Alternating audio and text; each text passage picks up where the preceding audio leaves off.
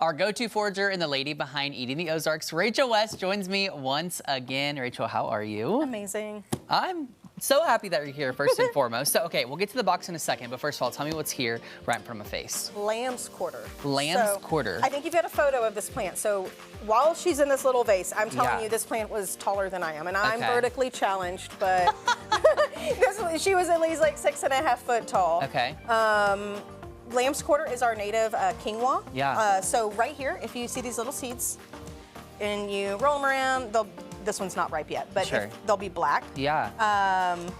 The seed, you would treat it, it has a little, sorry, my brain is completely fine. Go ahead. little callus on the outside of it that's bitter. It's got saponins in it. Oh, so okay. you want to wipe that off, or winnow it is the old term. Yeah.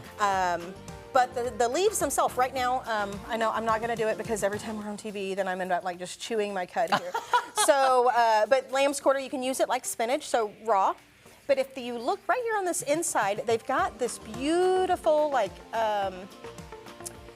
coating that's almost iridescent. Yeah. It is the minerals from the soil. And so this plant has more iron and calcium than spinach. Oh my gosh. Spinach does not like the heat, and as you guys know, I mean, right now we've got mild temps, but it has been hot it's been very Hades hot. out. So this plant has did not take any extra water or anything. It grows in the wild. Yeah. This time of year, it's probably at the edge of your garden rows just because you haven't weeded it and you so might not long. even know it. So. And then just be on the lookout though. Nicknamed Goosefoot.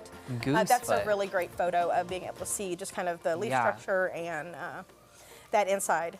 But I like it because you can also blanch it like spinach, and I will preserve it the same way, and so then year round we get to use this plant without ever having to grow spinach. And we do like lambsquarter cheese balls. I also do it into a green powder, so you can dehydrate it, and then grind it up in a coffee grinder, and then you can add it to anything. But even like hummus, it'll turn it green without adding too much of the flavor. That it's not going to taste like you added like the spinach, like no, but that's so interesting because there's so many practical things you can make with this, which I love. Okay, so we're gonna set this to the side. Our CSA box. Unboxing. All right, let's see what's in this one. So this one, one of the things that I do want to say is there's different types of CSA boxes, and there's different ones that cost different amounts. And so this is your most affordable, I think. It's a $30 box. And so this is something that's not like a huge commitment that if you're not gonna be home all week long to get to cook through. So we've got Box Turtle Farm.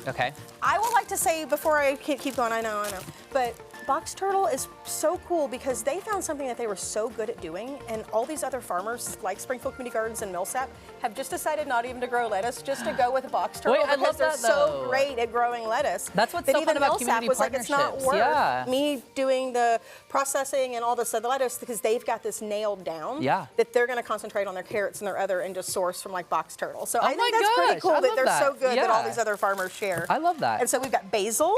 Some basil. And we've got, so little lunchbox peppers. So I already know what I'm going to do here. This is one of my favorite. Everybody does the mozzarella cheese. I like doing a pepper with like cheddar and the basil, like little sticks. So we've got some microgreens.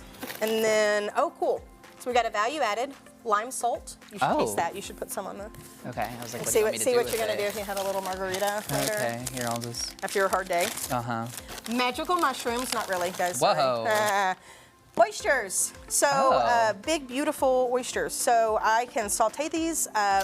My favorite thing to do with oysters like this are to dice them up and do tacos. You can even use taco seasoning with them, but they make the best like seafood style. It does smell good. Tacos. So almost like using that as like a substitute to like meat or however you're making your tacos typically, or? Yeah, and when you're doing mushrooms, guys, make sure that you are spacing them out in the skillet. Here's my little round skillet. I was like, what are you doing?